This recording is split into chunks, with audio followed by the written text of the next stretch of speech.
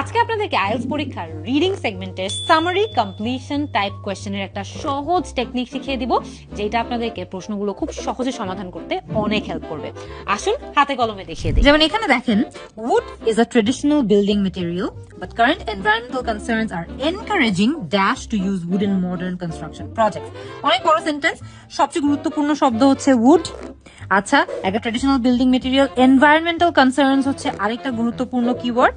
এনকারেজিংটা অনেক important because এটা একটা ভার্ব প্লাস আইএনজি, অর্থাৎ এনকারেজিং এর পরে যে অবজেক্টটা আমরা পাবো, ভার্ব প্লাস আইএনজি এর পর যে অবজেক্টটা পাবো, আমরা একইভাবে প্যাসেজেও একটা ভার্ব প্লাস আইএনজি যেটার অর্থ এনকারেজিং এর মতো কাছাকাছি, তারপরেও আমরা একই একটা অবজেক্ট পাবো যেটা আমাদের আনসার হবে।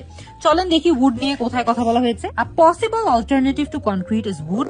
আচ্ছা, Making buildings from wood may seem like a rather medieval idea, অনেক পুরনো দিনের আইডিয়া, বাট ক্লাইমেট চেঞ্জ, মনে আছে এনভায়রনমেন্টাল কনসার্নস পড়েছিলাম, সেটাকে এখানে বলা হয়েছে ক্লাইমেট চেঞ্জ।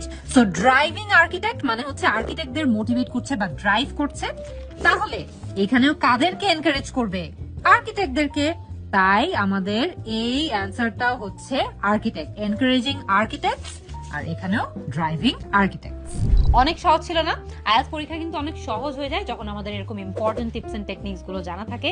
কমেন্ট করে জানিয়ে দিন আর কোন টপিকের উপর এরকম ভিডিও আপনারা চান।